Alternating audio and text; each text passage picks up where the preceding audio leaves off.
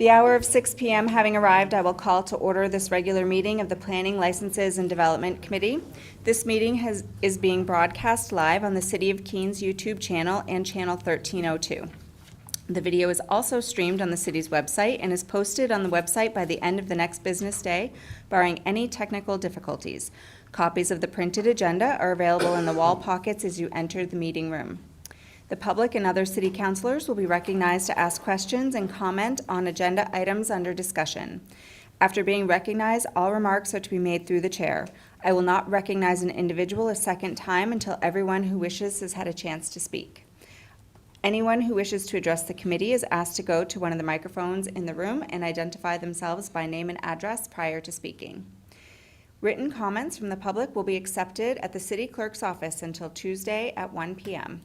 I will now call to order this regular meeting of the Planning, Licenses, and Development Committee and declare a quorum present. This evening, we have Councillor Haas requesting to participate remotely. Councillor Haas, please state the reason for your request. Thank you, Chair Bosley. I'm away on work, traveling on work. I'm in a single room and all alone.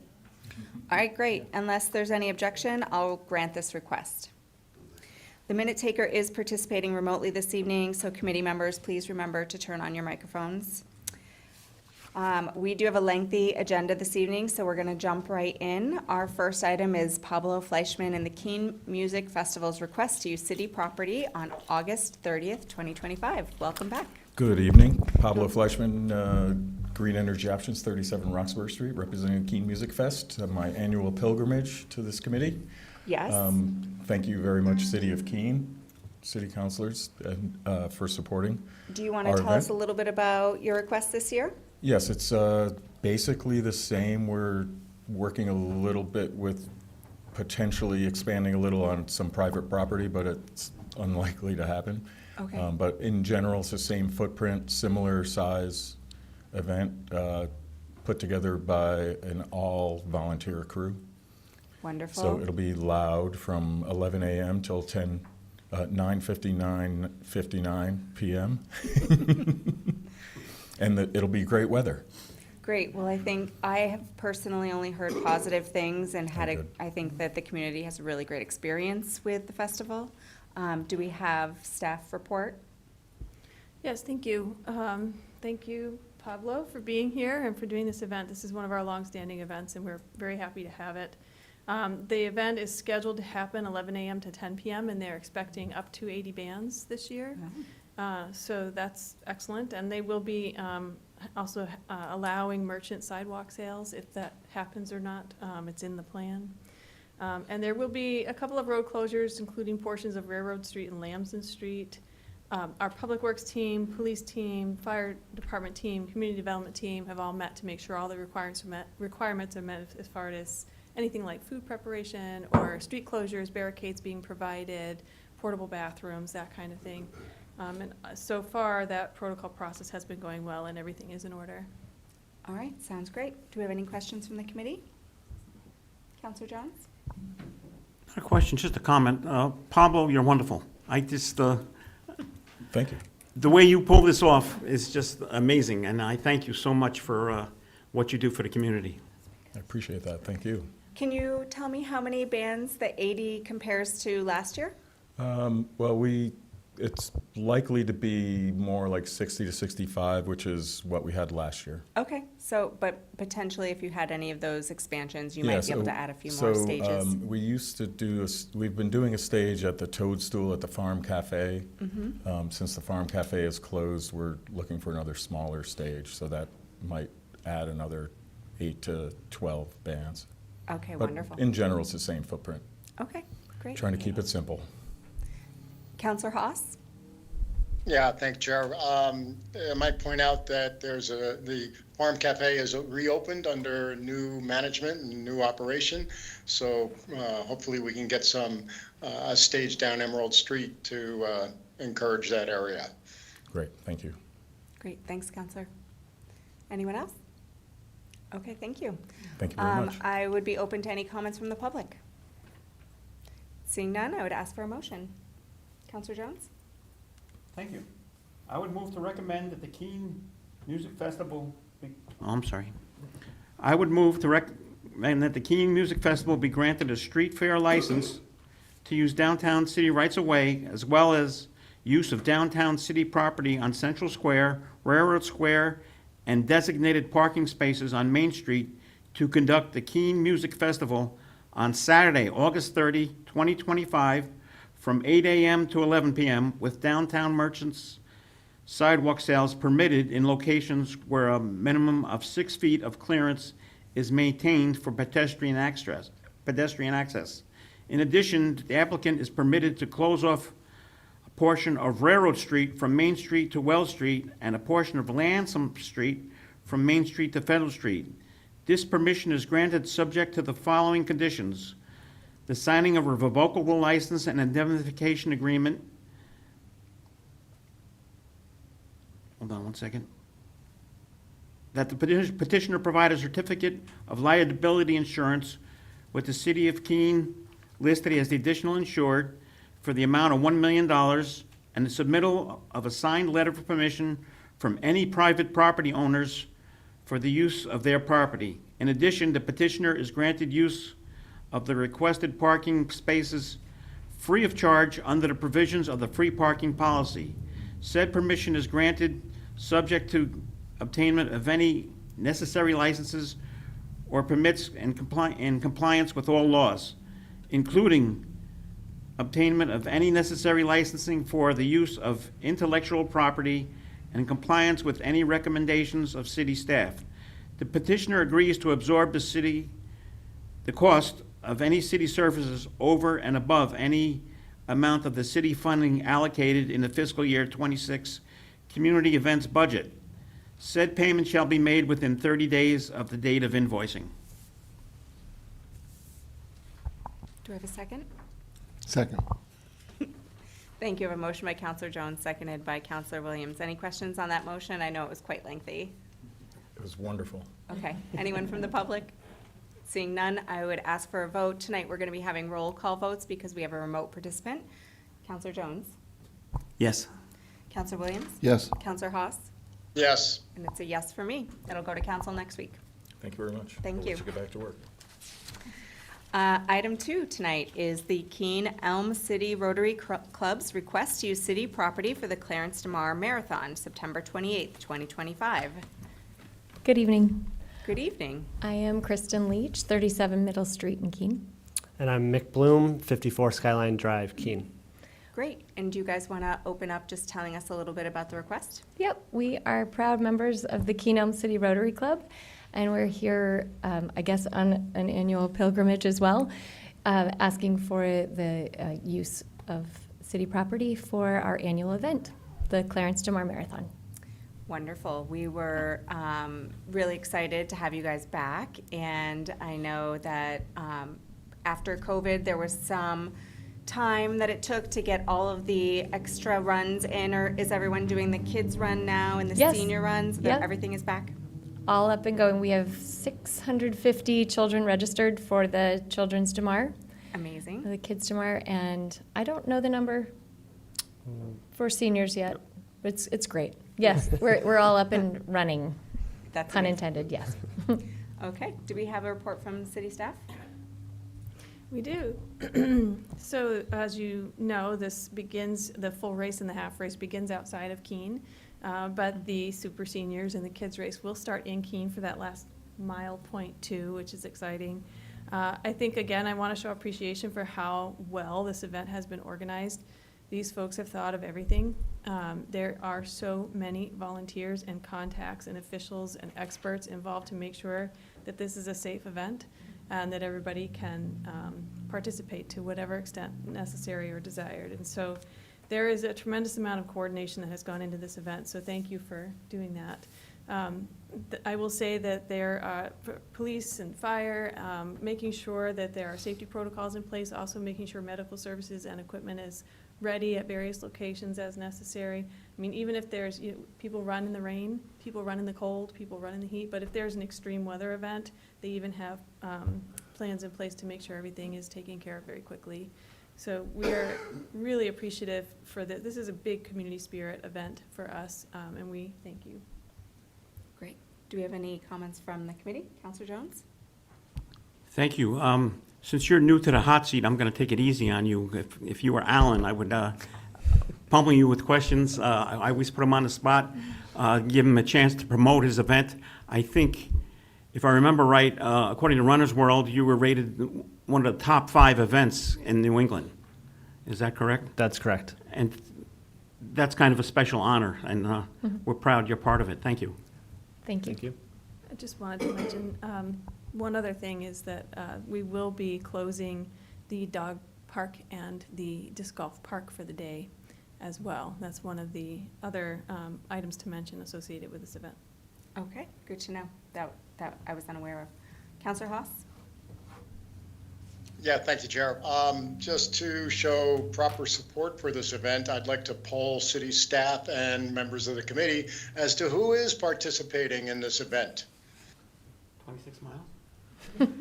Counselor Haas, it might And be I'll only you. modify that question by who is participating as a volunteer in this event? Oh, volunteer, yes. That we can raise our hands for. I will not be running more than 10 miles.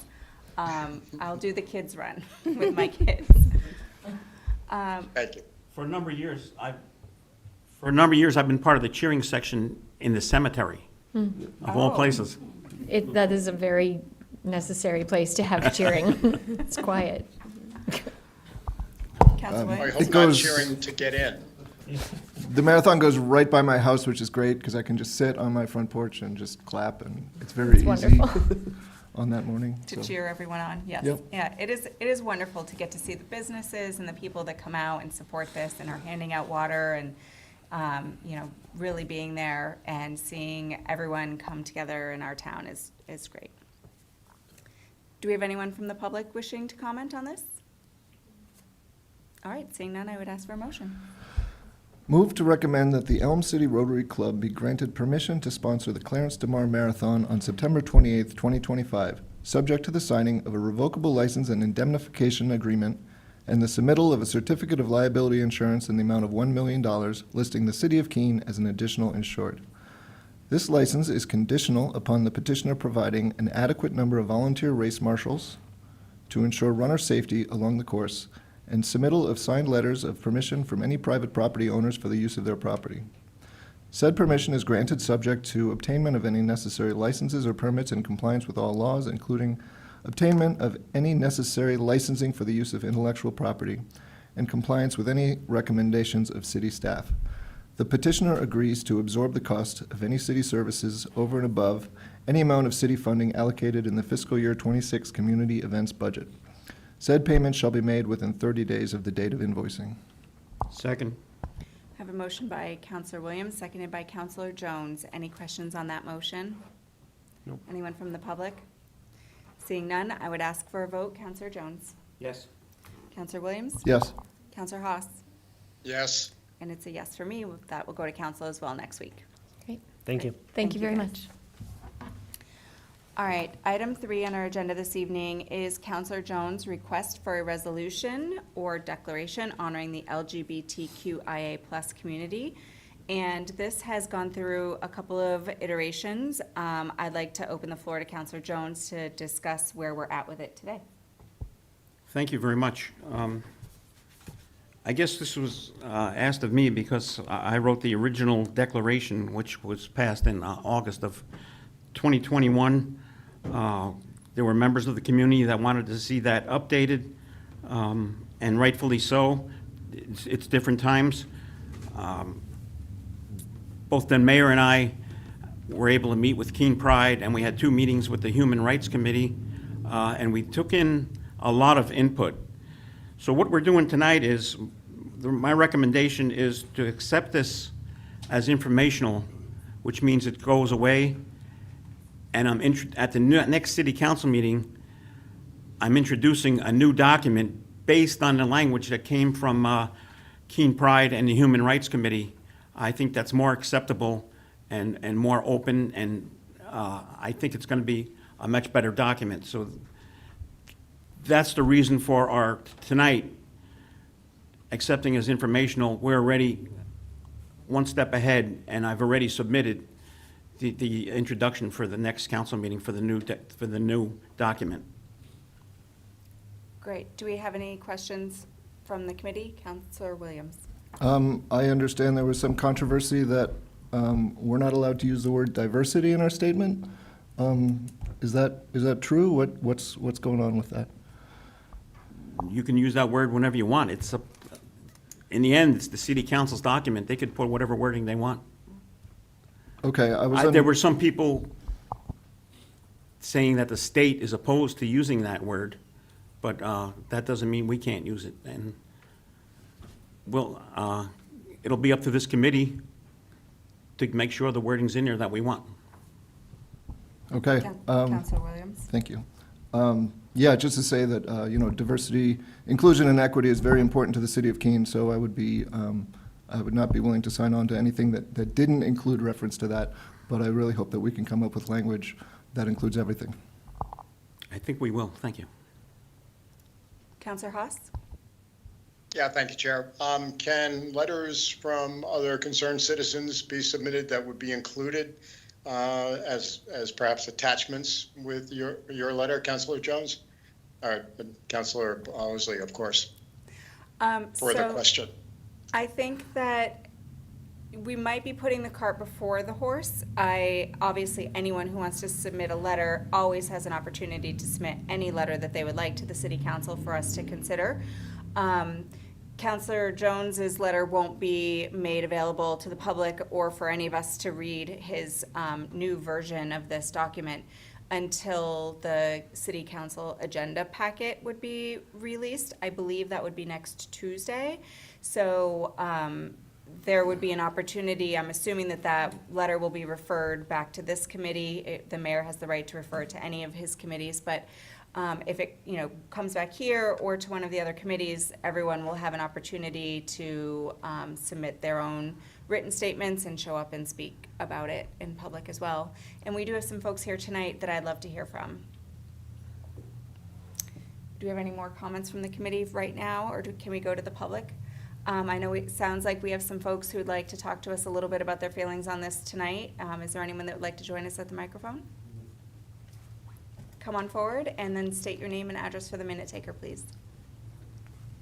Hi, my name is Ann Farrington. I'm at 38 Red Oak Drive in Keene.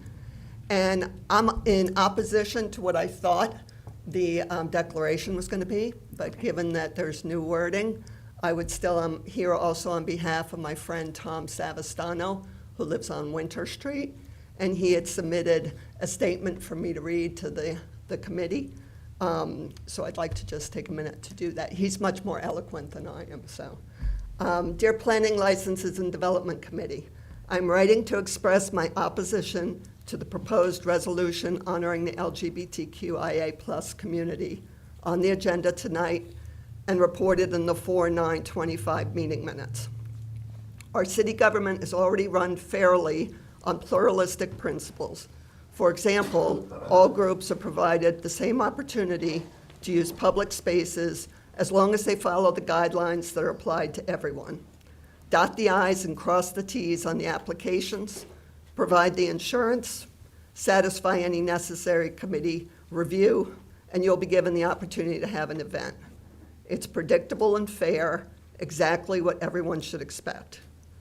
I don't believe it's fair to single out particular identity groups for special honor, however well-intentioned it might seem. City government should just continue treating everyone equally and fairly without straining to recognize specific groups. Statements verbally celebrating or creating special recognition or status for a particular group go too far and ultimately distract from the necessary duties of local government to all of its citizens. Thank you for your consideration. Signed, Tom Savastano. That's all I have. Thank you so much. Anyone else?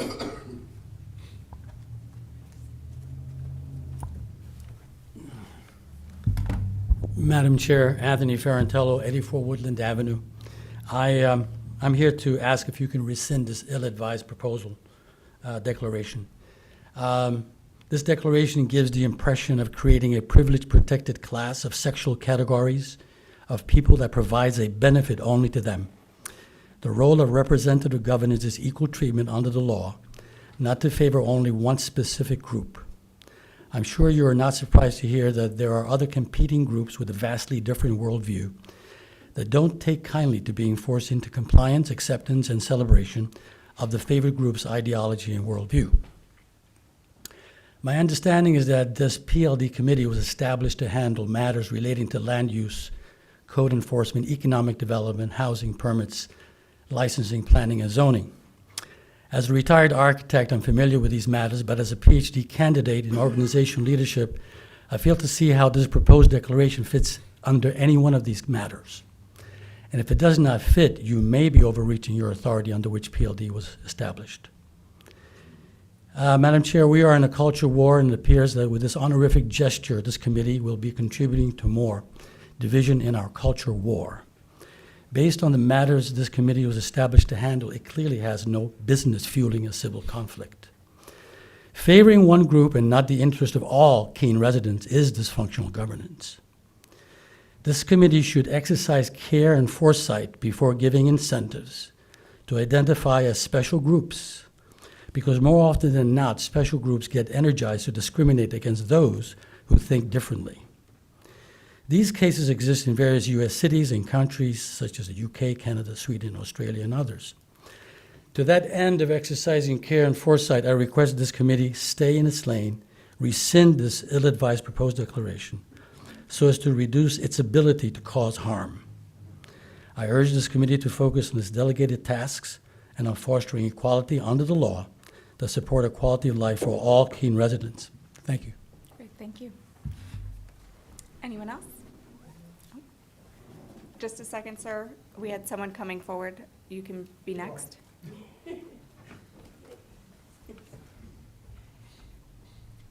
Hello, Jody Newell, 32 Leverett Street. I just wanted to speak in support of a declaration of inclusion that includes LGBTQIA people. I think what we're talking about is not extending special privileges or anything like that. It doesn't change anything about the way we operate in the city of Keene. What it does is it lets people know who are directly under attack explicitly right now that they are welcome in our community. I came here, first of all, because I had heard that diversity, equity, inclusion was being taken out, and I'm happy that that might be reconsidered. I think it's as simple as adding a couple of words and maybe not taking any out. So that's about it. Thank you for letting me speak. Okay, great, thank you. Yes, and behind the mayor, yes. John Schmidt, 31 Green Acres Road in Keene. I don't know exactly what's in this statement, but if it's honoring this LGBT movement, I'm dead against it. Years ago, psychologists correctly stated that this kind of behavior is a mental illness, which it is. These people need help. They don't need encouragement. They don't need being honored. As a Christian myself, I find their behavior an abomination. We have to tolerate them, I understand that, but we don't have to encourage them. We don't have to give them honors for their behavior. I don't know if you know much about the Bible, but God destroyed Sodom and Gomorrah because of these types of behaviors. So you'd be going against God when you make a statement honoring this type of behavior. Good luck with that. If you do want to honor somebody, let's honor somebody that contributes to society and has babies. How about we honor parents that raise kids? There's very few kids coming out of this LGBT movement. In fact, I think part of the depopulation, the people behind depopulation are behind this LGBT whatever movement. Because like I say, there ain't no kids coming out of this movement.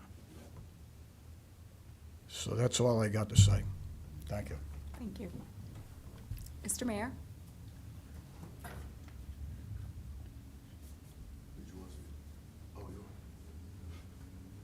Thank you, Madam Chair, for recognizing me. Don't know that I had my hand up, but I did. I thought you did. I I'm did sorry. feel like responding in not so much responding. I just want to bring down the temperature in the room a bit, really. I think where Councilor Jones is going and where the Human Rights Committee of the city has brought a discussion forward is to update the welcoming statement that the City Council embraced in 2021. Times have changed. And I recognize what Councilor Williams feels some words are very important. There are ways of conveying the purpose of that 21 statement using words that are not offensive, what some people find offensive. And that's what this committee will wrestle with. Is there a better statement in 2025 that reflects the welcoming statement and the intent of that was embraced in 2021? And that's I hope the kind of conversation that we can have, that we, Keene, as a welcoming community, respect people of all kinds of classes and want to embrace their participation and engagement with our community.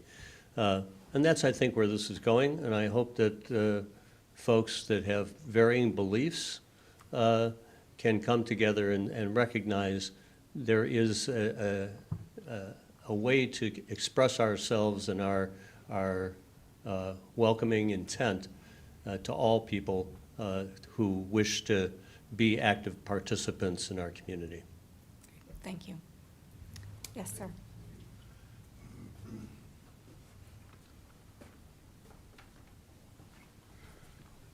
Thank you. My name is Merrick Finn. I live at 48 South Street here in Keene. And I want to make a very simple kind of comparison statement.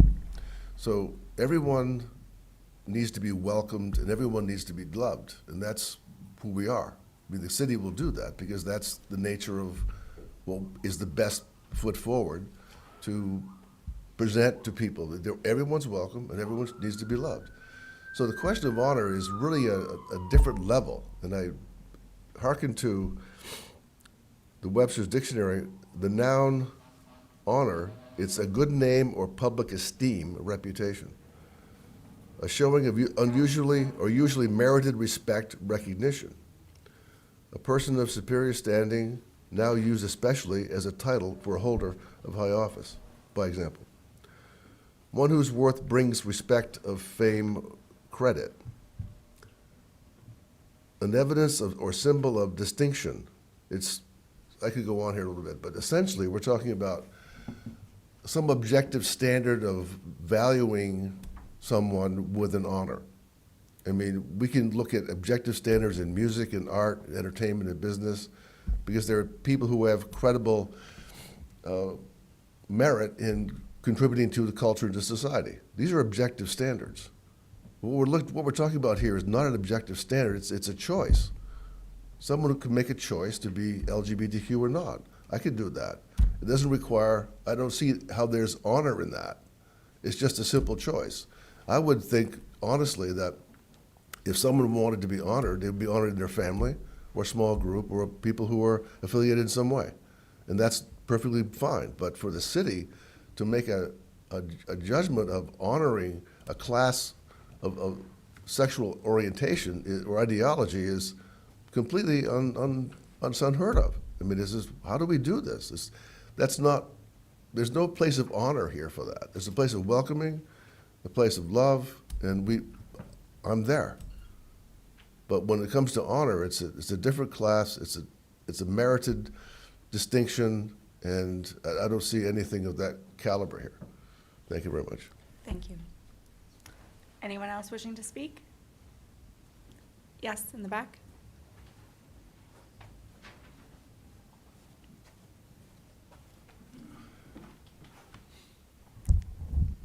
Thanks. Dave Morrill. I'm on Mechanic Street in Keene. I came tonight expecting to make some small suggestions to the language that I did read, but you're going to accept that as informational, so I won't bother with those edits. But I will say that, I should mention that I'm on the Human Rights Committee as well. I don't represent them, but I just figured that would be helpful for you to know.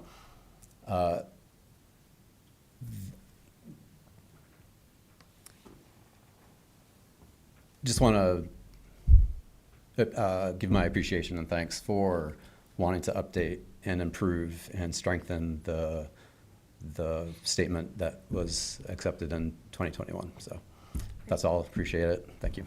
Thank you. Anyone else wishing to speak? See a few people moving. It doesn't look like anyone else. Okay. Great. So what I would say is that I think what we've heard here tonight from this committee and from the public is that the semantics of this text really matter. And the words here individually matter. And I think that Councilor Jones has worked really hard to try to come up with something that he thinks is a good starting point for conversation, and I'm excited to get to see it in the next council packet so that we'll have something to work with, and we can come back and look at each of these words and find out a way of having a statement that works for the community altogether. So with that, I would ask for a motion. Councilor Jones? I would move to request the resolution be reported out as informational. Second. I have a motion by Councilor Jones, seconded by Councilor Williams. Councilor Jones, we're ready for a vote. Yes. Councilor Williams? Yes. Councilor Haas? Yes. And that's a yes for me. So hopefully everybody can stay tuned for that updated draft from Councilor Jones, and we can come back and have a hearty conversation about this. Our next item, I don't think is going to get quite as much community involvement, but we have Court Bloomquist back with us. This is a presentation on the 2025 Hazard Mitigation Plan from our Emergency Management Administrator. I'm shocked. Good evening, Court Bloomquist. I'm the Emergency Management Administrator for the City of Keene. Yes, we're going on a 3-hour tour. Oh, no, We're I'm going to sorry. keep it a little bit shorter than 3 hours. Well, a if we little bit, can. but it's also my recognition this week. Unfortunately, we lost Tina Louise, who was the last living member of the Gilligan Island cast. She passed in '91. That was one of my favorite shows. I guess I'm showing my background, one of my favorite shows growing up. So, as I mentioned, good evening. We're going to be chatting a little bit this evening about our hazard mitigation plan. Okay. And yes, those pictures are all from the city of Keene. I didn't have to go find anything on Google search, so it reminds us of kind of where things been, what has happened. As I mentioned this evening, we're going to be talking about what is a hazard mitigation plan. And part of this is also set up structurally because I have to present certain information per the FEMA guidelines for the plan. So we'll talk a little bit about what the plan is. I'll talk about the process that we've been using to update our plan. Then we'll get into the plan itself. I'm going to key in on just a few of the areas of the plan. I'm not going to go through the whole 210 pages, but you do have a copy up there. So if anyone really wants to dive in, let me know. We can chat for a while. And then we'll just finishing up with some questions. I will be asking the committee to make a recommendation to the city council. I did provide a motion to the chair, the appropriate counselor will go ahead and do that at that particular time. So what is a hazard mitigation plan? Well, a hazard mitigation plan is a locally developed document that identifies potential natural and man-made events. In the past, they were referred to as threats.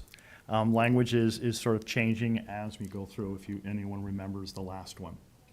It assesses the vulnerabilities, performs a risk assessment, and then outlines some long-term strategies about how we can reduce the impacts of the future disasters or those future threats upon the community.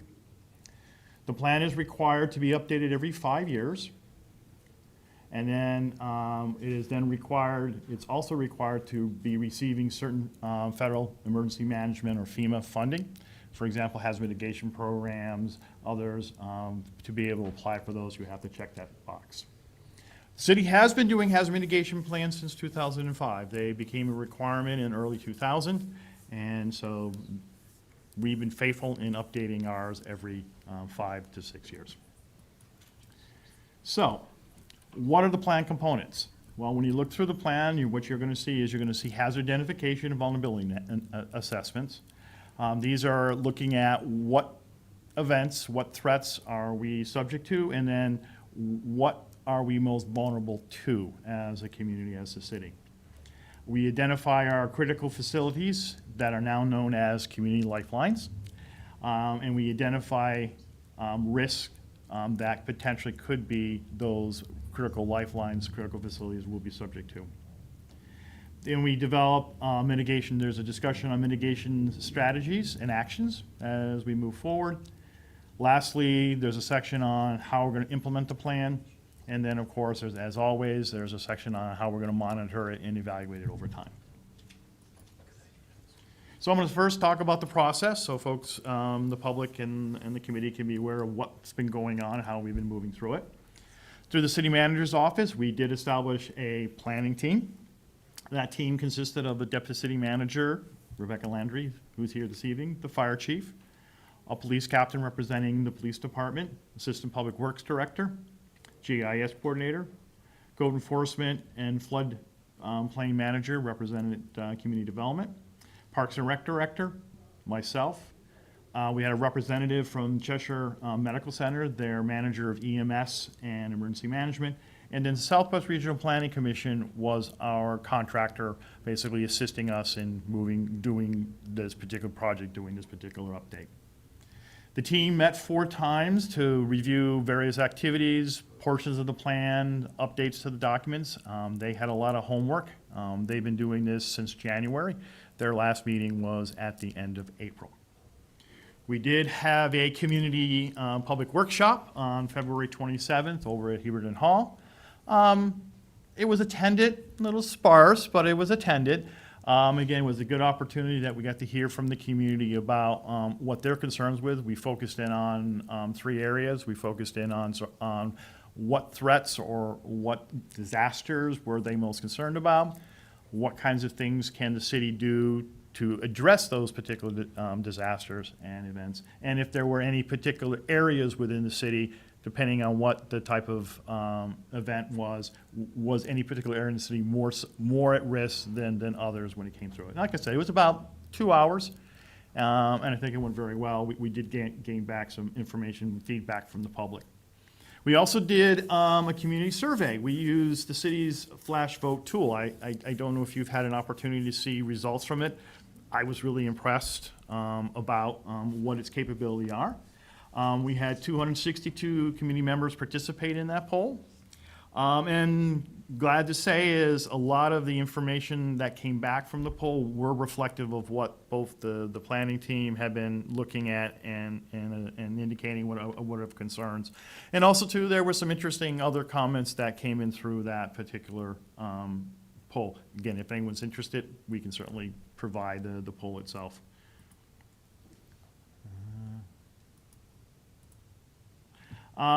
We had discussions with the IT director on cybersecurity. We also had discussions with the assistant public works director involved with utilities, focusing on emerging contaminant issues, particularly for the water and the wastewater area. The draft plan has been available. The Southwest Regional Planning Commission, as part of their contract, is hosting a plan right now. They have a form for people's comments. That's the webpage for people interested in going to. But if you go to the Southwest Community Planning Commission's website, it's right up front. That's been available since May, and we'll be taking it down probably the end of next week, end of this week, early next week. We've also had a hard copy down at the Public Works Department available for the public if anyone wanted to come in and review it that particular way. This is our second meeting. The FEMA requirements where there are 2 public meetings. So this is our second one in from the committee. So certainly if there's anyone in the audience tonight who would like to offer comments, I encourage the committee to offer that up for that opportunity. On next Thursday, June 19th, I am taking the step forward saying that you'll be moving forward, recommending the council to adopt it. Following that adoption, we will then submit it into the state and FEMA for their review. It usually takes about 60 to 90 days for their process to come back and provide any feedback. So that's what's been going on and how I got to this point with you. As I mentioned, what is in the plan? Well, the plan is comprised of a number of different sections. One of the first sections is the community profile. If you're really into data, it's a cool place to go. It's assembled a lot of the information about Keene, numbers of properties or demographics, all that sort of stuff in that particular area there. We have the planning process and description, which I just went through with the committee that committee about how we just went through the process for this update. There's the risk assessment area, and again, this involves, again, if you like information, this plan has it all. It includes review of past natural and technological hazards and threats. We go back to almost 100 years for some of our incidences like flooding, severe winters, et cetera. We have data in this area and at the state level going back just about 100 years. We identify community assets or critical facilities and the assessment of their vulnerabilities. And then we have an identification, then taking those, what are the threats, and going through a process to evaluate them and rank them in basically how vulnerable are we to the various types of threats. The next section we talk about is our capability assessment. This is where we're looking at, well, what are the evaluation of existing resources that are currently out there that the city does or has to address the various threats. There's a section that talks a little bit on the integration of other plans. As you're aware, the city has lots of different other plans and opportunities. This section just sort of talks briefly about those areas and how they can help implement the hazard mitigation plan. And the last section is about mitigation strategies. And again, we go through, the plan identifies types of strategies that can be implemented. It talks about ranking of these mitigation strategies to be able to, again, help over time determining which ones we work with first, second kind of idea. We update our what's been going on with our previous mitigation strategy. As we said, this is an update to a plan from 2018. So we had things in that plan that we said we wanted to move forward with. We have to update saying where those particular areas are today, if they're completed, if they're started, or if they're not started, provide some general information about what happened, why not. And lastly, there's a section on the action plan itself about those mitigation strategies, and this is where you'll see who's responsible for it, when sort of the plan is to be implementing those strategies, and then brief statements about, well, how we're going to go about doing those. So, I'll start off with looking at the risk assessment area. As I mentioned earlier, there's been a shift from critical facilities to what's now referred to as critical lifelines. There's a number of categories that are outlined here that talk about what are those critical community assets, those community lifelines. Safety and security, food, hydration and shelters, health and medical, energy, communications, transportations, hazardous materials, water systems, both potable and wastewater. So those are sort of the general categories of the community lifelines. And then there's sort of an assessment of what those assets are, what do they support. So FEMA has identified people, of course, there are structures like historic or planned capital improvements, economic assets, major employers, key infrastructure components, particularly telecommunication. Are these community lifelines natural, historic, cultural resources? Critical facilities, hospital, law enforcement, water, power, those things. And then lastly, community activities such as are there festivals, or are there places where there's people gather to have different events. So as you can imagine, this is an example of our list, and as you can briefly kind of look at it, this particular one is identifying, for example, correctional facilities. In this case, it's of course run by the Cheshire County. It does have backup power. And again, it's a security lifeline.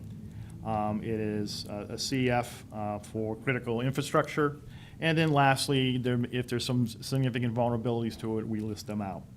And we go through basically facilities, activity, et cetera. We have 13 pages of these critical community. They include daycares, hospitals, schools, again, gathering spaces, recreational areas, shelters, et cetera. So again, this is an example of that list that is out there. And if you have any specific questions, we can certainly chat about those. Then we move into the risk assessment. This is where now we're looking at what are those threats, what are those disasters that will have the potential for impacting the community. And we looked at them from number of different ways. We looked at them from the human impact, property impact, business impact, probability, meaning what's the particular chances of that particular threat happening, severity, if it were to occur, how severe would it be, and then lastly, risk, which is a combination of probability and severity. Each of these areas were scored between 1 to 5, meaning 1, for example, for human impact, 1 mean it would be low impact on people. 5 would mean it would have a great impact on people. So each of those vulnerabilities, those threats were assessed in that particular, and then total. What you see here is our list. This is the list of hazards. In this case, it's the national hazard by sort of the highest to the lowest threat, or the highest and lowest risk to the city. As you can imagine, flooding.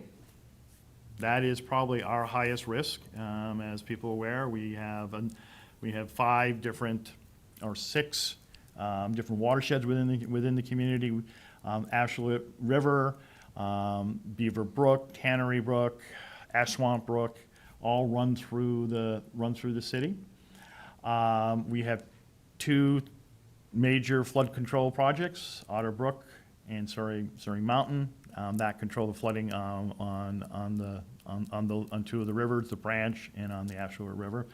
The city is in the bottom of a bowl, and what that means is everything that water hits the hills all runs to the bottom. So as you can imagine, this also was reflected in the community through the survey. The community said flooding was their number 1 concern.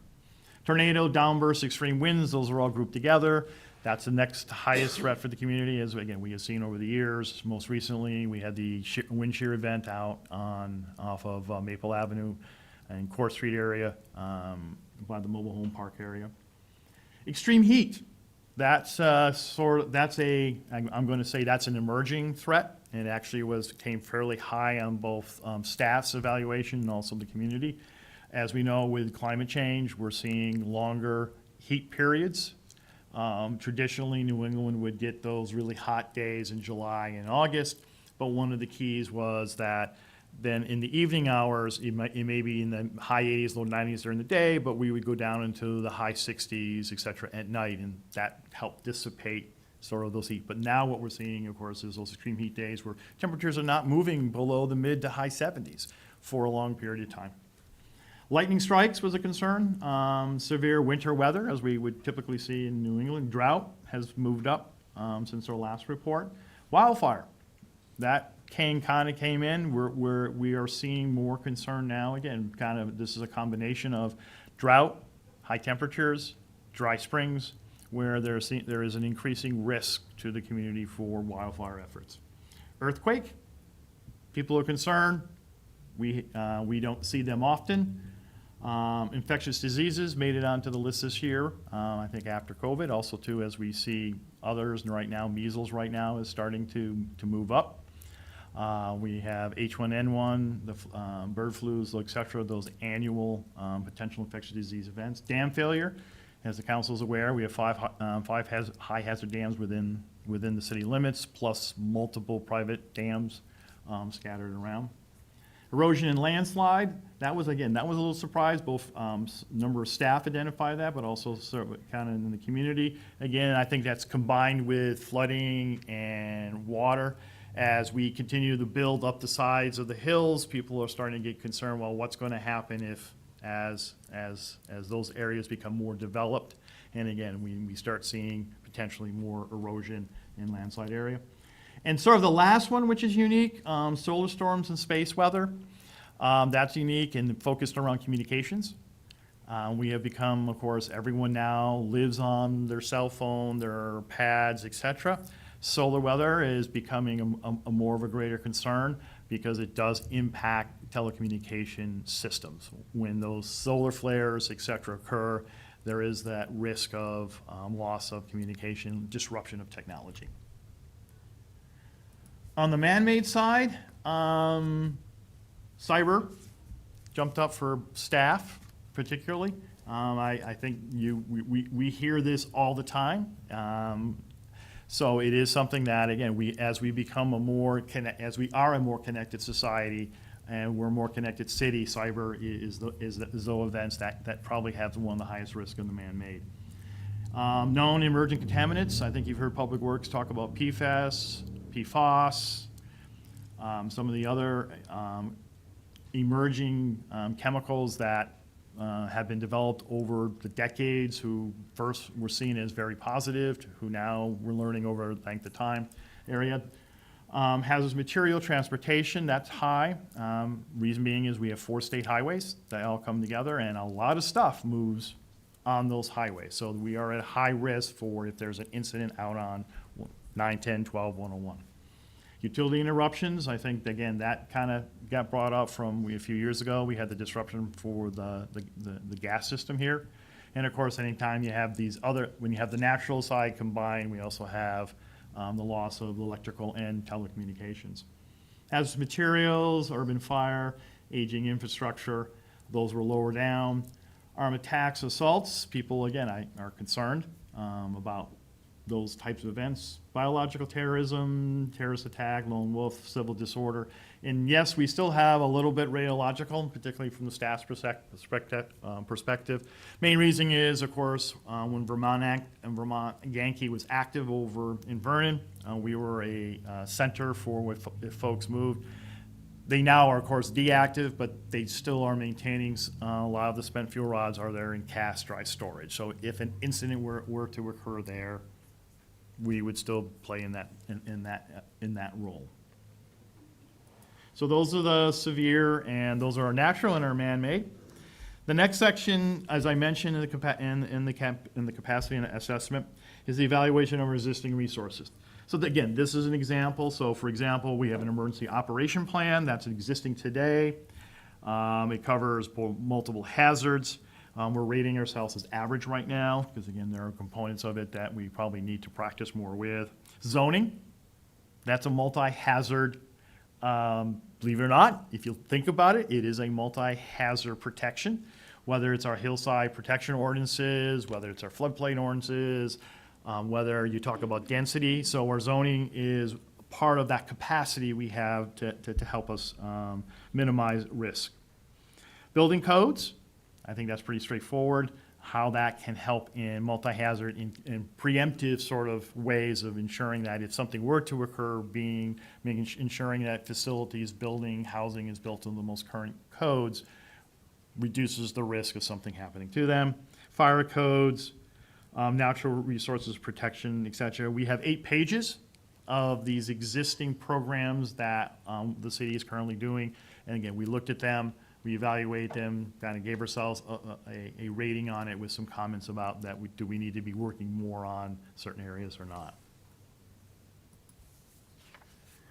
Integration of other plans, as I mentioned, that section there. Again, the city has a lot of plans, but these are all plans that, again, help us ensure that we are prepared, that we're minimizing in the future. Our capital improvement program, that's where you implement many projects. particularly through public works, facilities. Those are where, again, we're ensuring that, again, our infrastructure, et cetera, is prepared for be able to withstand or be able to recover quickly. We have the comprehensive master plan. It provides those guidance, but it also integrates in, I think as you heard probably throughout that entire process, the community development director can probably comment about how flooding and some of these other things also integrate into that. Zoning ordinances, our land development code, et cetera. All these things work into our hazard mitigation plan, the things identified and work into those. Our housing needs assessment, strategy, part of that dealt with resiliency of housing. And again, the importance of how, when we do build housing, that it is resilient for dealing with potential both man-made and natural environments. Our operating budget, departments, of course, are implementing a lot of those existing capacities through their operating budget. So it talks a little bit again how these other plans are integrated in and how the hazard mitigation plan is integrated into them. Mitigation strategies. This is the next section. What we moved through and what the team did was we reviewed existing identification of new mitigation strategies to address evolving risks. You heard us talk about extreme heat. You heard us talk about some of the other kind of rising elements that are out there. We went through, we analyzed and ranked our mitigation strategies, meaning that we looked at, gave them scores. And again, I'll talk a little bit about that scoring a little bit further on. We looked at those actions that were identified in 2018, and we updated it to say, again, were they complete, are they ongoing, et cetera. And then lastly, the section about the implementation schedule, identifying the who, the when, the how.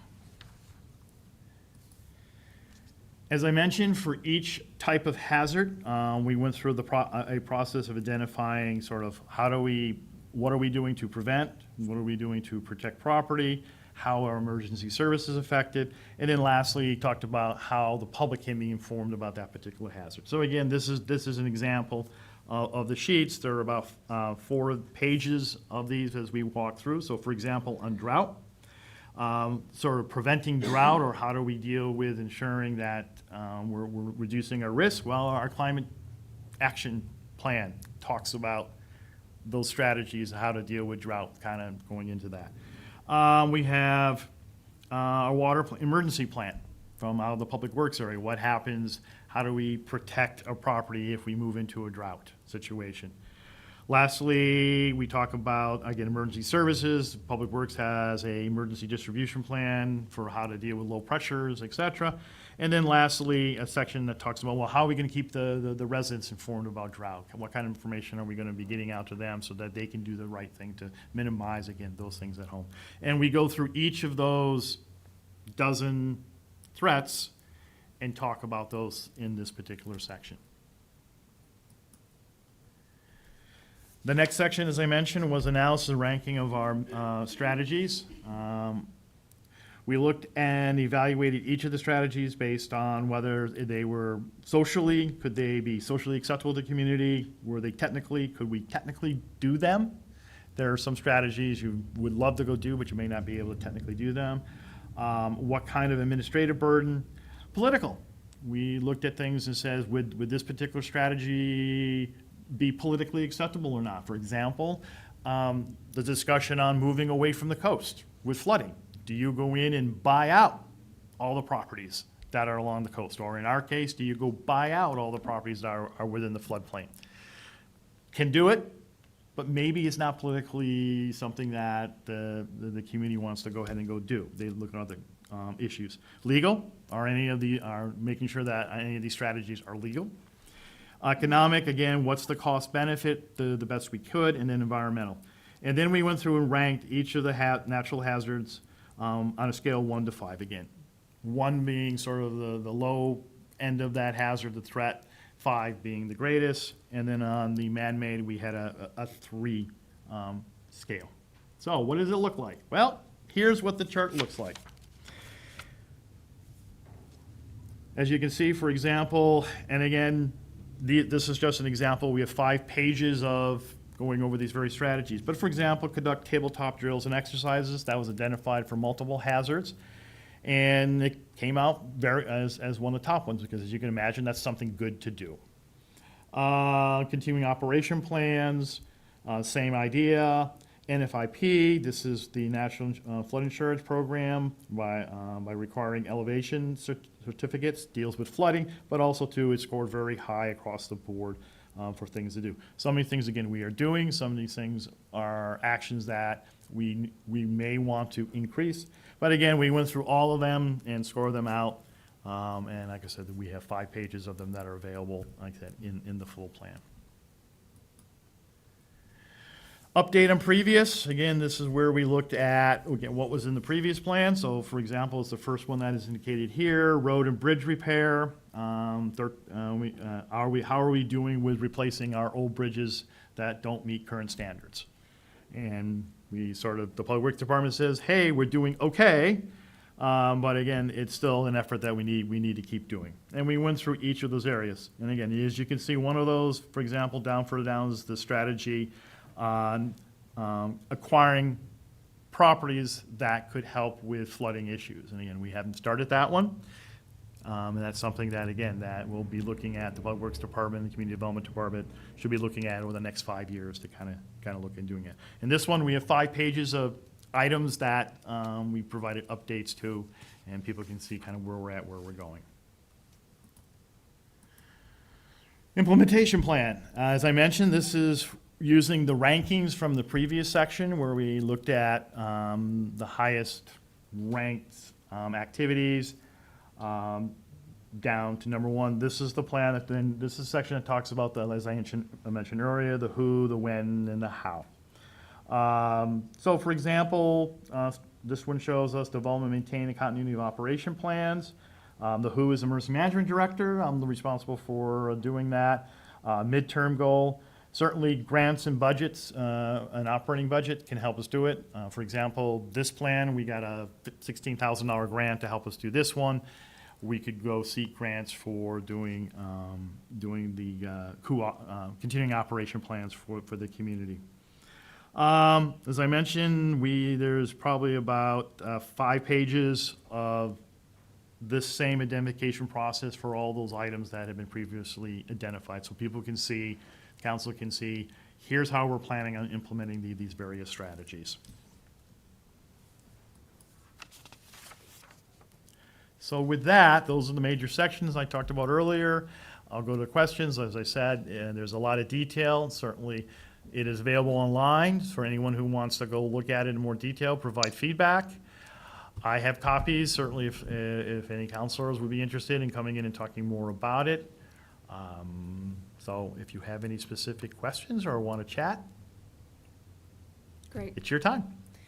Well, thank you. I really appreciate the presentation. My only advice would be font size. Yes, I try to get them as big as possible without. It's a lot of information. It's a lot of information. And I have aged a couple of years since I first started sitting up Yeah, here, and so it's been getting Getting a progressively more while. difficult Yeah. to If you see didn't those. notice me, I do the trifocal thing, so as I'm looking here, I gotta kind of do the head bob. Yes, I appreciated the book, though. That's definitely helpful and gets into all of the details, and I think that you guys have put an incredible amount of effort into getting this pulled together to present to us, so I really appreciate that.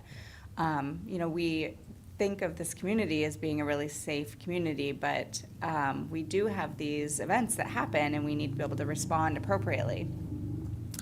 I know it takes a lot of manpower and time, and I believe as the emergency management director, especially through COVID, the amount of effort that we put into making sure that we had all the processes happening and the technology being introduced to make sure that we were all being safe and doing the proper things is really important. And so that's just a really obvious example of why these plans are important.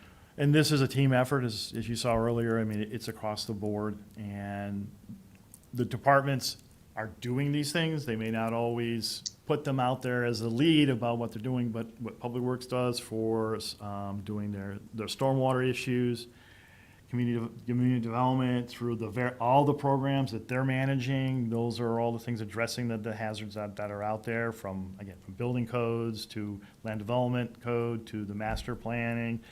I mean, I can go down go down the list of the departments, fire and police, of course, those are sometimes the more obvious, but even the obvious things that they're dealing with are not always obvious, that they're always having to work on and having to come forward and look for grants and those sort of things too. So it is, again, it is a huge amount of effort. This sort of pulls this information together. And like I said, that's why I encourage folks just to sort of glance through it, because it really does, yes, kind of opens the eyes a little bit to recognize that we do a lot of wonderful things, but as you mentioned, there's also a lot of work that's done to keep our community safe. Yes. Do we have any questions from the community, or from the committee? Counselor Haas? Thank you, Chair Mosley. Court, thanks for bringing this to us. I strongly hope that you keep it up through the end of next week, if not longer. I have missed this so far, so if I've missed it, other people have missed it, and I look forward to reading it in depth. I got a couple questions for you along the way. Can I directly draw lines from where capital improvements are needed from this document into the CIP? Yes, you should be able to, and I think if, again, the format of the CIP, I'm not sure, there's been some adjustments, but a lot of times within the CIP itself, the departments will indicate what their project is supporting. And like I said, particularly Public Works, particularly Parks and Rec, they have the larger projects, and their projects are supporting, again, the critical infrastructure. So yes, you should be able to see something in here, and that should translate through the CIP, whether it's in a current year or whether it's in a future year. It's also a good opportunity when you do the CIP review is that you ask that question of that particular department. Oh, yeah. How does that help? Oh, yeah. I mean, ideally, there'd be references in this plan to say where it appears in the CIP, but maybe that's for the next review of it. You mentioned part of the flood, the NFIP compliance and so on is requiring elevation certificates. Who are we requiring elevation certificates of, and how many do we have on hand? Well, again, I would have to refer that to the community development area about numbers, but what you're dealing with is because the city does require that, it helps property owners and the city understand what properties could be impacted. And So because as we know, we're going through recently, FEMA just updated the floodplain, so theoretically, everything within those lines are at risk. But also too, we also know that within those spaces, there are properties that are of different elevation. So by requiring someone to go in and demonstrate that they're either in it or out of it, it just provides that information for that property owner, that what their risks are or aren't. So it is from a hazard mitigation standpoint, it's a good thing to do. It's a good thing to do. I don't think we're requiring any property owners to produce an elevation certificate, or are we? I think only if there's a question about whether they believe they are or are not in a floodplain. Correct. Okay, thank you. As far as continuity of operations plans, I'd like to see more emphasis on those. They're not as hard to do as we think. They're not a full contingency plan or performance plan. Really, what they are is a operations flow chart of the activities of any department. If you sit down and you take a department and you flow chart it, you see exactly where your needs are for continuity of operations. In addition to the effort of flowcharting a department's operations pays off in efficiencies that get identified through the effort. So I'll communicate some of this to you separately, and I expect you to have answers for all of this here now. I concur. The continuity operation plans are critical, and the city and departments did well. Kind of COVID sort of pushed this discussion to one level, and a lot of departments did sit down and have to look at, well, how do I operate if I don't have this? And even through the IT area, the issues of what happens if you lose your technology? How does your department, how does the city continue to provide the services? Because as we know, and this is what's important about the city, is we're part of the normalcy. And I can't say that enough, even though people may rail against government. But at the end of the day, they want to be able, they know everything is okay if they can go register their car, if they get their water bill, if they get their sewer bill. That normalcy is what people look for after a particular event. So it's really important for the city. How do we continue to provide those things when everything else has been turned upside down? Yeah, and we'll talk separately on this, but I think flow charting operations within city departments is an excellent step towards improving efficiencies therein, never mind producing a continuity of operations plan. Finally, for all the things where we're talking about exercises and producing these plans and all, it would be great to have, some kind of dates put on them as to when we expect them to be done by. I know everything's subject to funding and such, but we just can't say, especially things that are carried over from the prior plan, we can't just say, oh, well, we haven't gotten to it yet or something. We need to schedule it and try to hold as best we can to dates when they can be completed. So my last point is building code enforcement. The plan just mentions enforcing building codes for new construction, but we have some codes that address existing construction and deteriorated buildings. I'd look for more emphasis in those areas as well. It's just as important as new building codes. So those are some comments. Please keep it up online for at least another week, and I'll get back to you separately with some more details on these things. Thank you. We can do that. Thank you, Counselor. I feel like in 2030, you might have a new member of your Hazard Mitigation Plan Review Committee. Counselor Williams? Yeah, thank you for doing this, and, this is an important process. I guess the one hazard that I thought of that I didn't see on the list, maybe it's under wildfires, but one thing I'm concerned about is a heavy smoke event in Keene. Just last week we had, quite a bit of smoke blowing from Canada, and we briefly went into the red overnight. There's potential for significantly worse than that. I know New York City, San Francisco, Washington have all, at some point in the past few years, just been, the air turns blue because of wildfires somewhere. And I'm aware that we're in a bowl here, and there's a history of inversions, and there could be some very unhealthy air here for an extended period of time. And I'm just wondering if there's anything in here that addresses that concern. There isn't. One of the things about the plan, there is a certain amount of directiveness from FEMA. And right now, air quality is not identified as any kind of hazard from the FEMA level. Certainly the air, and it would be an interesting question about how do you, again, prepare or how do you mitigate air quality issues when you don't create them?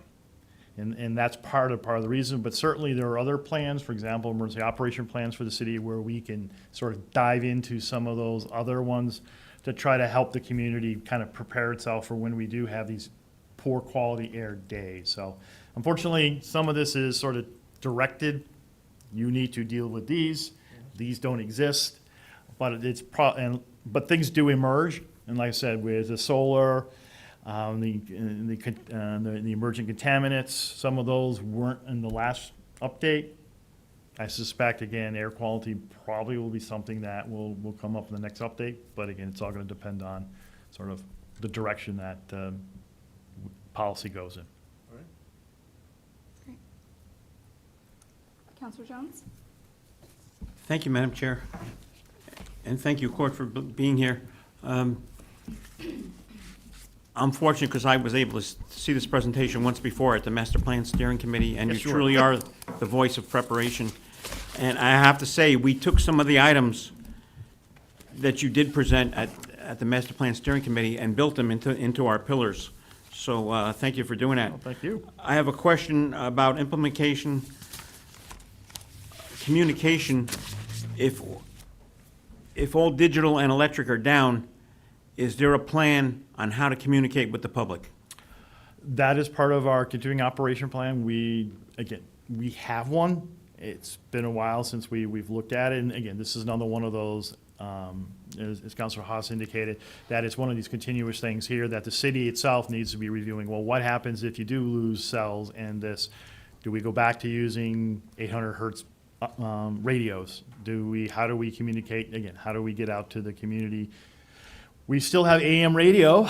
We still have the National Emergency System. But again, those are all things that are part of sort of looking at how do we do this. I was thinking like, even going back to like the 60s and 70s, they used to send a truck around with loudspeakers going up and down the streets. That's Apparently something people- that's been, some people have talked about that, message boards, et cetera. And those are all, again, things that go into as now staff and I work with them about, okay, how do we do these things? How do we be prepared for a blackout? Well, thank you again for being the voice of preparation. All right, I'm going to open it up to the public. Mr. Mayor? Thank you, Madam Chair. Jay Kahn. And Court, I think we all benefit from your experience as emergency management coordinator for the city for a long time. So there is some continuity, and what you can bring is really valuable. One thing, I have not reviewed the plan. I'm just curious, there is a website, I assume, that's on keennh.gov? It's actually, I'm running it through right now, Southwest Regional Planning Commission, as part of their contract. I had them host it to help in the comment period. But eventually, the plan will go on to our keennh.gov site. If I went to the swrpc.org website, I would be able to find the draft emergency management plan. Yes, you will. It's right, it's basically, it's one of their front tiles.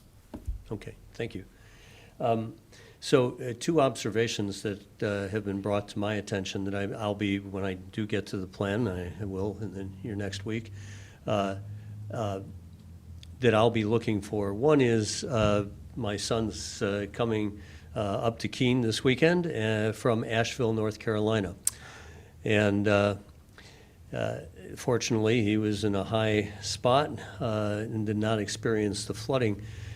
The greatest problem that he observed for the 2 weeks before he left the area because of road disasters were that all business came to a stop because communications were wiped out. In other words, there were no credit card transactions that could take place at any of the stores, nor could their registers communicate back to their information systems to conduct any kind of business receipting functions. So that was hugely inconvenient. Amazingly, many of the vendors were open and were giving things out if people did not have cash to transact. But that is what ground to a halt, is that there were no cash or credit card. You couldn't get cash if you didn't have it, and you couldn't use credit or debit cards. So commerce and keeping commerce active during a disaster that's what I'll be looking for in the plan. And this plan doesn't necessarily address, it addresses sort of what do we do to prepare, what do we do to minimize sort of that disruption. Part of that, for what you're talking about, is for businesses to have continuity of operation plans. I've been, over the last few months, a number of businesses have approached me about, because they're seeing, how do I operate? And that's really the question. Part of it is you have telecommunications, that's the telecommunication providers, and then the individual businesses. How will they themselves, if they lose their Apple Block or whatever it may be, how are they going to conduct their business? So you're not going to necessarily see that specifically here. You'll probably see a comment about working with the business community on their continuity of operation plans. That's the role of the city, is to work with them of how they are going to move through or get through if something were to happen. Right, so maybe it's a matter of having an advisory page or the like for that any business could go to this plan, and page X will guide them to some resources that they should be using for their own purposes. But yes, that continuity is key. Second question that came to me, and it was after Councilor Jones' reference of your past presentation to the Planning Council, but that is there an evacuation route suggested, a map? And I know we've got 5 highways coming through the city of Keene. We ought to be able to find one of them that works, and any one of us ought to be able to find it. But that was a question that came to me after that presentation, and I'm unaware, and maybe there is a map that is in here that suggests here are the transportation routes. That particular type of information is more in our the local emergency operation plan. And again, this is stuff that needs to be updated. The past evacuation routes were associated with Vermont Yankee. So this is one of those, and again, that information would not necessarily be in this plan, that's in another plan. Yeah, To help you out. And Vermont Yankee was the 30-mile radius get out Yes. plan. Yes. Yeah, recall that one. I still have the books. Anyway, I just Something lay we'll work that on. one out there. It's the second thing I'll be looking for in the plan, but it looks like it's very comprehensive and deserves a read of every section. Thank you very much. Thank you. Counselor Favlis?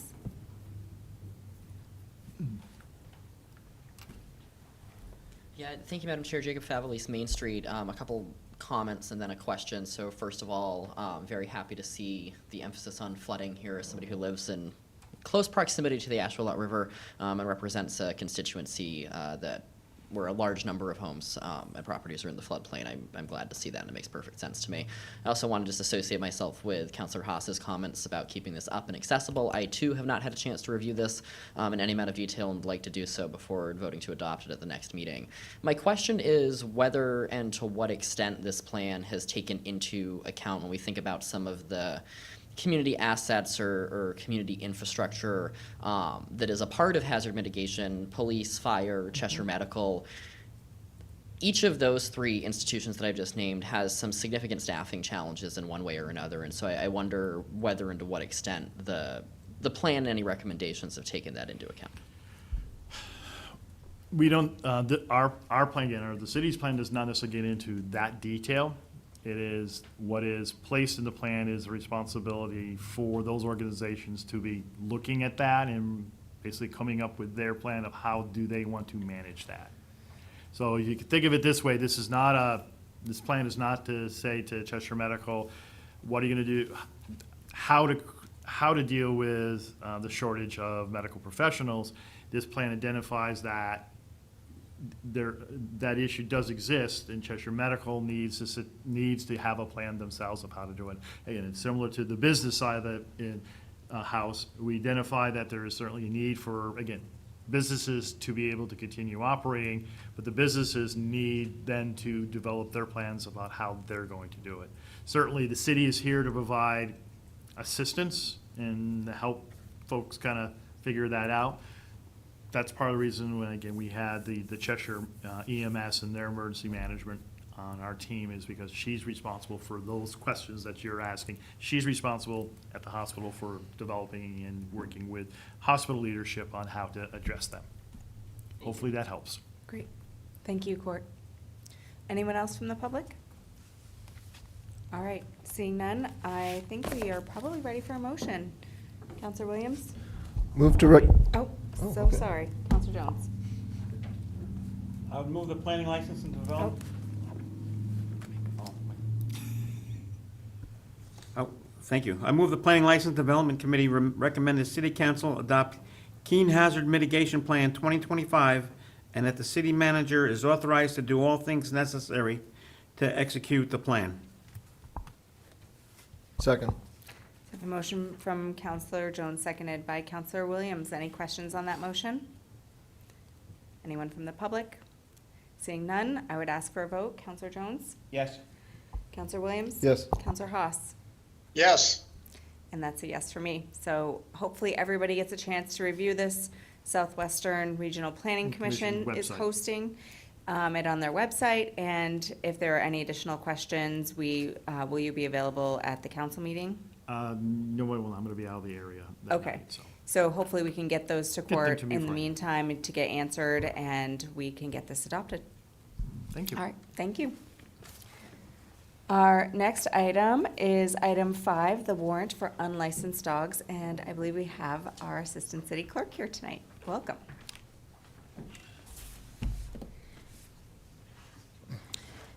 Kathleen Richards, Deputy City Clerk. Good evening, Chair Bosley and committee members. I'm very happy to be here and excited. It's my first time presenting to the body, and I'm really happy to be here. Wonderful. Do you want to tell us a little bit about what you've brought to us today? Yes, I'm here this evening to seek authorization to issue the annual warrant for unlicensed dogs. And I wanted to point out that starting in 2024, this request has been being brought to the PLD. Previously, it had been brought to MSFI, and this is in order for us to meet our statutory requirements of New Hampshire RSA 466, specifically 46614, which says that the town or city clerk shall annually between the June 1st and June 20th present to the local governing body a list of those owners of dogs that have failed to license or not renew their dog licenses pursuant to the RSA. Yes, I believe a couple of years ago, we did change our meeting schedule, which makes sense that you would be bringing it to us Yeah, now. and then now it's aligning with the actual correct committee. Yep. So the warrant is for unlicensed the warrant for unlicensed dogs will result in a $25 fine being issued to all owners with dogs who remain unlicensed as of April 30th. The city clerk has included 2 lists for your authorization. The first list is the owners who have not renewed their dog licenses this year. At this time, there are 365 dog owners who own a total of 464 dogs that remain unlicensed. The second list represents new dogs. We are notified about them by the veterinarians, and they don't necessarily receive their vaccinations until they are at a certain age. So once they get to that age, they should be licensed. We have 62 owners who own a total of 67 unlicensed new dogs. The following mechanisms that, have been used to remind dog owners of the dog licensing requirements by the city clerk's office. 2 public notices were printed in the Keene Sentinel, one in February and one in mid-May. 2 public notices were posted on the city website at the same timing. Bi-weekly reminder emails were sent to dog owners beginning in February. Reminder postcards were sent to owners with no email addresses in April. And we started our automated phone call, robocalls, basically at the end of May. So once the warrant is approved by this committee and the city council, the city clerk's office will be able to create forfeiture fine letters. We'll mail them out around July 9th, and the dog owners will be notified in that letter that the fine is due on July 28th. Typically, most owners who receive the notices opt to come in to pay before they get that $25 fine. And I just wanted to add as a side note, as of now, we have issued 2,690 dog licenses for this licensing period. Can you just repeat that number for me? 2,690. 2,690. Okay, I heard it correctly. It's a lot of little four-legged friends in our community using the dog park, hopefully. So I'm happy to answer any of your questions. Since this list became public at the last council meeting, have you had a flood of people coming to register their dogs? No, the last flood of people coming in were when the fines first started for the end of April, when they knew they were going to have a fine begin in May. And then suddenly we just were getting we had like 2 weeks where it was dog license, a lot of people. And since then, it's kind of calmed back down. And this is partially sarcastic, but has the clerk's office ever done any like data sorting of this information? Is there a particular dog breed that's owner doesn't tend to license it? Or a particular ward maybe that's worse than another that? I have noticed, I'm just scrolling through and I'm finding it fascinating. There's a lot, maybe it's because of the breed, but there's a lot of Labrador retrievers on this list. I don't know about those So, Labrador owners. I guess it would be interesting to correlate how many Labrador retrievers there are in the database to right. how many are unlicensed. It could be that's the reason, is that the majority of the dogs are Labradors, right? And the ratio stays Yeah. the same. Yeah. All right. So we have not been evaluating it that way as far as I know, but if it's something you're I'm sure interested. it's not really, Yeah. the data's not that important. I'm mostly, interested out of just pure curiosity. I think that for me, I've found a lot of fun in some of these really super creative names that I've gotten to witness, and I hope that the message gets out to people and that they get in and register these dogs and make sure that they're up to date on all their shots. Yeah. It's important. Yes. Rebecca, yes. Thank you. I don't recall you mentioning this, maybe you did, but we know that it's hard when people lose a dog. And so we don't get notified when a dog has deceased. And so in those cases, it's very simple for the owner to call us or just let the city clerk's office know. Because we know that that's a hard thing to get a letter saying, please come license your dog after that's happened. But all they really need to do is call the clerk's office and let us know. Yes, I believe in the past for myself, I just responded to an email. And that was the easiest possible route. So I do appreciate the level of attention that you guys are putting into trying to get to folks. Thank you. Counselor Haas, I think you have a question? Yeah, thank you, Chair Bosley.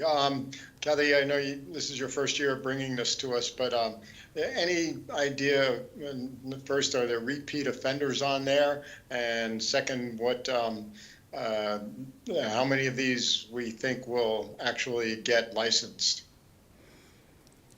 So I don't know about repeat offenders because I don't believe we look at evaluating that because it's not a requirement of us to do. Because when the requirement fines is. don't escalate if Right. you've done this year after year. Yeah, because our requirement, it's all based on the statute telling us how much the fees first it's state statute converted to code for the fee schedule. And then the late fees based on the requirements of timing. But then there isn't anything in the statute that talks about a year-to-year kind of looking at a license. Yeah, I know Councilor Williams and I have talked about some of this where there's little motivation to proceed. If you don't license your dog this year, well, then you fall into next year, and you have the same danger of getting fined on that. This would fall to city collections, but the fines aren't that large, and they're capped by state legislation. So a lot of things to take on here. It's unfortunate that we don't make more money at this thing. It is a bit of work, but it does ensure that the community does have a blanket protection against rabies, which I think is the point of the registration of dogs on a basic level. And so we do have 2,690 dogs that we've certified have had that. Follow on, The list is generated from dogs that we had licensed last year, plus what are reported to us from vets who vaccinate the That's correct. dogs. That is correct. So the list that we have is biased towards vaccinated dogs already. I know the original intent of these dog licensing was to get dogs vaccinated against rabies. I guess I'm just foaming at the mouth about how it Yeah. doesn't work the way it should. May I? Unintended. Yes, Ms. Richards. Counselor Haas, I did want to add in that it's also dogs that are newly purchased and are seen by a vet that aren't yet vaccinated.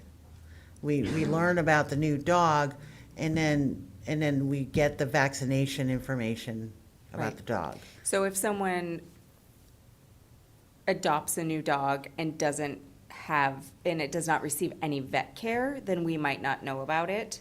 That is true, but at some point in that animal's life, it will potentially need vet care, and at that point, we would find out about it.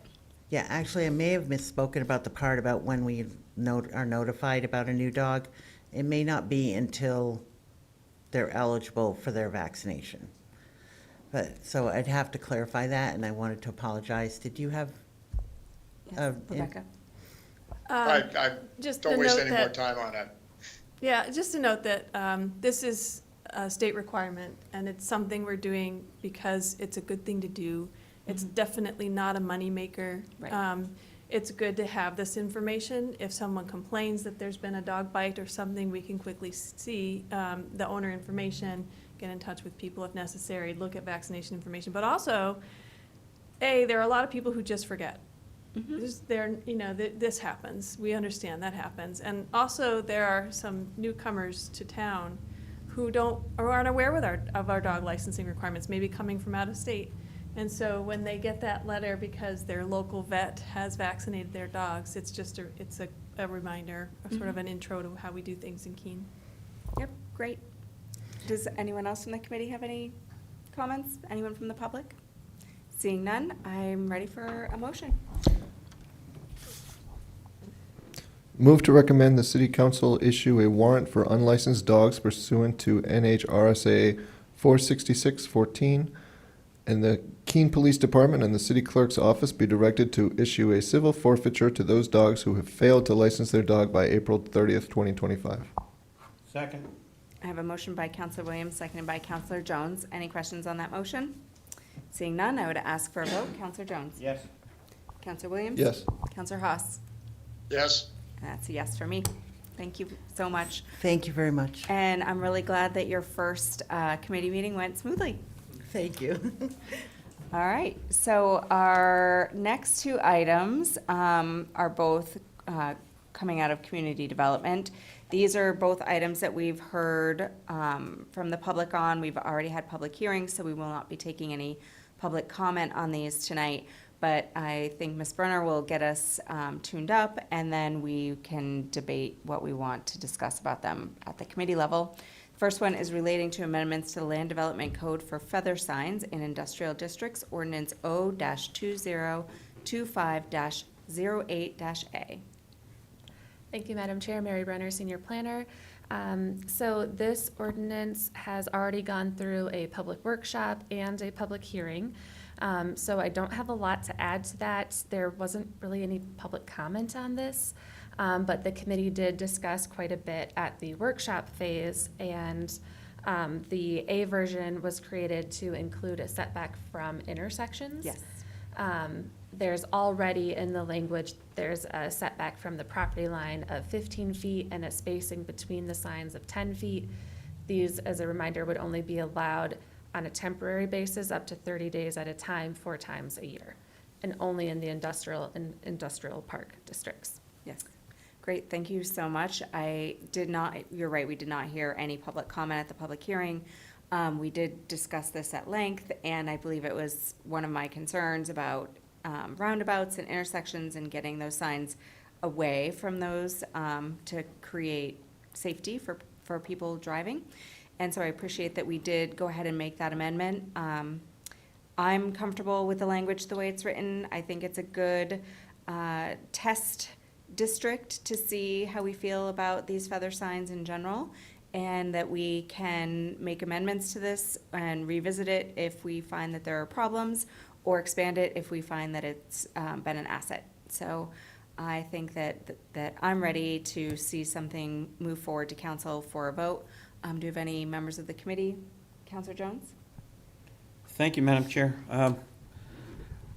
This isn't something you pay attention to until somebody brings it to your attention. And when the mayor first brought this request forward, because I travel a lot, I started noticing feather signs as I travel around the Northeast. And so many places, I see them, they're tattered from the wind, they're sun bleached, they're just something we don't want in our community. So I'm glad we have these standards that we're setting forward. I know there were some people who were asking, why don't we also have it in commercial? I think we should take the baby steps and do just the zones we're doing now and see how that works before we move on to anything else. Okay. Any other comments? Seeing none, I'm ready for a motion. I think it's you, Councilor Jones. Don't forget your mic. I would move to recommend the adoption of ordinance 2025-08-A. Second. I have a motion from Councilor Jones, seconded by Councilor Williams. We're going to start with our vote. Councilor Jones. Yes. Councilor Williams. Yes. Councilor Haas. Yes. And that's a yes for me. So that will move forward to council next week. And we're going to move right into our next item, which is relating to amendments to Land Development Code for single-family parking requirements, Ordinance O-2025-09. Thank you, Madam Chair. Mary Brunner, Senior Planner again. So this ordinance is a fix to a previous ordinance where a single family was accidentally omitted from the list of uses in the minimum parking requirements table.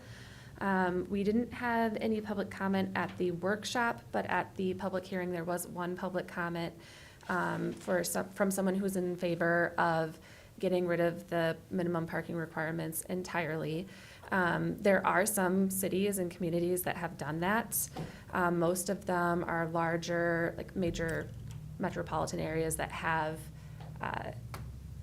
really robust public transit systems and on-street parking programs and things like that. So I just wanted to address that comment briefly, and I think it's something that the city could look into, and it could be something that could work in Keene.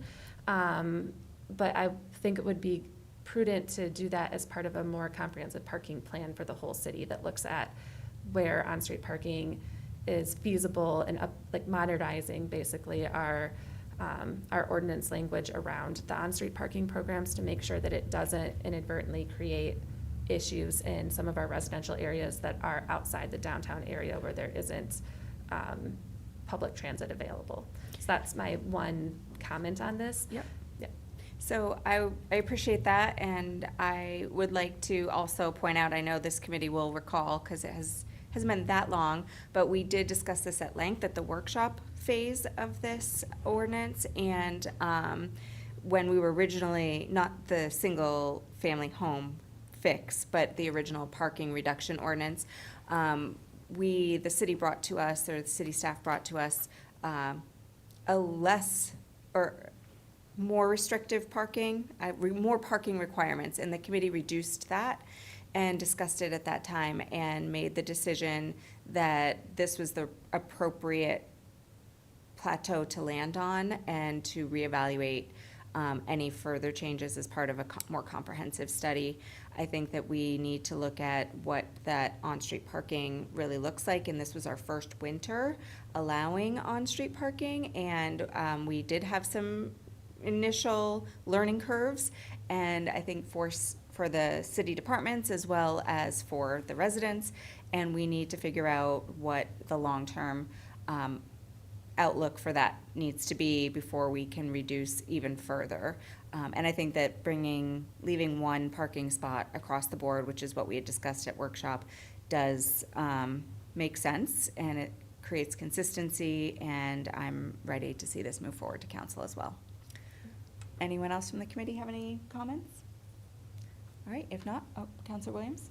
Yeah, just to agree that say that I'm in favor of generally reducing parking requirements. It allows increased density, which I think is an important goal that we have. But we need to be careful when we're doing that so that we don't get a backlash and so that we do anticipate any problems that can happen ahead of time, which is why it should be part of a broader parking plan. And I do hope that we move forward with that because in the long run, I'd like to see the market dictate how much parking we have rather than by government fiat. Great. Okay, without seeing any other comment, I'm ready for a motion. Move to recommend the adoption of ordinance O 2025-09. Second? Motion by Counselor Williams, seconded by Counselor Jones. I'm ready for a vote. Counselor Jones? Yes. Counselor Williams? Yes. Counselor Haas? Yes. And that's a yes for me, so that will be going forward to City Council next week as well. Thank you, Ms. Brenner. Appreciate you coming back, as always. And we made it to our last item tonight. I'm sorry you had to wait all the way through, but I'm sure that presentation on hazard mitigation was worthwhile. It's riveting. You probably had to sit through some of it, I imagine, or were you part of the committee? No, I was not. Oh, okay. So maybe some of it was new for you too. But this is our item 8 relating to the discharge of fireworks, ordinance O-2025-19. And we have Rick Wood here, who's our fire marshal. And we had asked that we update this ordinance, and you had worked with our city attorney to draft some language for us that was presented back to council. Do you want to give us a update? Sure. As you stated, the primary goal for looking at this was really focused on a concern that was raised by Councilor Williams about the amount of noise and the impacts to neighborhoods regarding fireworks. So we've met a couple of times just to have conversation about what that looks and feels like and what the concerns were. And the city attorney and myself came up with a proposal here that limits the number of discharge fireworks, when we call these shows, not like a consumer fireworks purchased at their home, to a maximum of 5 per year in the city, 3 at any one site. There's a few other changes that when we were in here, we wanted to make sure we cleaned up. A couple of things that have come up were really centered around consumer fireworks being used as show fireworks, if you will, or display fireworks is a technical term. And the licensing requirements around that. The state recently submitted an administrative rule change. We didn't want to wait for that. We wanted to kind of capture that. So if you look at, in particular, at section 2L, you'll see a new section in there basically clarifying that for our purposes, consumer fireworks discharged by other than a consumer is still regulated under Section 1, so they'd still fall under the number of shows and the restrictions in coming before this committee for a permit.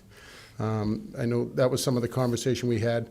The rest of the things that were in here, they're relatively minor, just making sure there's clarity, making sure that there's a connection back to state RSAs and definitions so that we had a tight ordinance.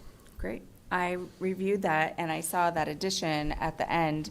And I know we had discussed that the state was updating that. Can you give me a timeline as to when you think that would be adopted by the state, or is that erroneous? The purpose of putting it in here is to make that irrelevant. Okay, Right, so that's that great. we manage it that way regardless of what the state does. Yes. The state already has a section dealing with by other than consumer, but what they were trying to add was the requirement that a competency certificate, just like display fireworks, is still required. So you had to have a licensed shooter, in other words. Yes. We didn't want to wait and see what they did. We said, let's just put it in here. We have the authority to regulate that, so let's make that consistent. We did run into that at one of the shows last year. We did. Where one of the shooters, they were doing a permissible show, if you will, and they didn't, originally, the people who showed up didn't have the license. The other person showed up later, right? So it was a real thing that was going on, and we just wanted to take the opportunity to clarify it. Okay, great. Well, I think that for me, the changes have gotten to the heart of what this committee had asked, and I do like that we've added that language in there because there was some ambiguity about how to identify when displays were happening, being set off by people who maybe didn't own the property and how we were going to sort out all of that, but I think that this is a much clearer, easier way of dealing with that. Do we have any comments from the committee? Councillor Jones? Thank you. I think I know what this means, but just for clarity, as in section 1, you mentioned the calendar year twice. That calendar year means starting January 1st, and it's not our city's July 1st year, correct? Correct, yes. Thank you. Councillor Williams? Thank you. Yeah, just to say I appreciate all your work on this, and we've met and had a lot of discussion, and I think we've come to a good point. I particularly, appreciate that the loophole of consumer fireworks as display fireworks, that loophole's being closed. I think that's important. And just to, put a ceiling on the number of events we have. This ceiling is 5. Last year we had 4 events, so I don't think we're even bumping up against that ceiling now. But I think it makes sense just because, every one of those, it's a lot of fun, but it also comes with a cost. It comes with the cost to our air quality, our birds, our animals, dogs, people. It's fun, but it's, I think 5 times a year will be fun, and more than that perhaps wouldn't be. So I think this is a very good way to handle it. Thank you. And I would like to just also comment, I know no one is here to follow along with this, but our typical users of these displays have been really gracious in how they've, even before we've enacted this ordinance, have taken it to heart that this was the intention of this committee and to move through council, and have already started to work with their partners and make sure that not one entity is taking all of these opportunities. So I think we have a great community who understands where we're trying to get to. So that's wonderful. Anyone from the public wishing to speak? Yes, Councillor. Thank you, Madam Chair, as long as I'm here, right. Jacob Favelis, 229 Main Street. I just want to echo Councilor Williams' comments and everybody's comments about the work of staff on this and really kind of getting at something that I remember when I was a much newer councilor discussing this and saying, well, we should have some language around this if we're going to be denying permits moving forward. I also know that there has been some discussion or some concern that the way this language was written was going to result in some nefarious horse trading of locations and parcels. I'm not necessarily concerned about that. I think there are very few locations in the city that are even appropriate for displays of the kind that we're talking about. And then to echo the chair's comments as well about the response that we've received from some of the usual suspects in terms of coming in for licenses and looking to share the wealth among those spaces as far as it's concerned. So I think this is a really good example of the council making a statement of intent and staff really working hard to interpret that in a way that is both enforceable and is really consistent with what the council originally wanted. So my thanks to all the staff that worked on this, and I look forward to this discussion at council next week. Thank you. Yeah, I would just follow up and say that, in my time on council, I often hear us say things like, oh, well, we should, if that's the way we're going to vote, then we should update that. Or if that's what we're going to say, then we should fix that. And then very rarely do we actually follow through with that. And so I appreciate Councillor Williams pushing this issue.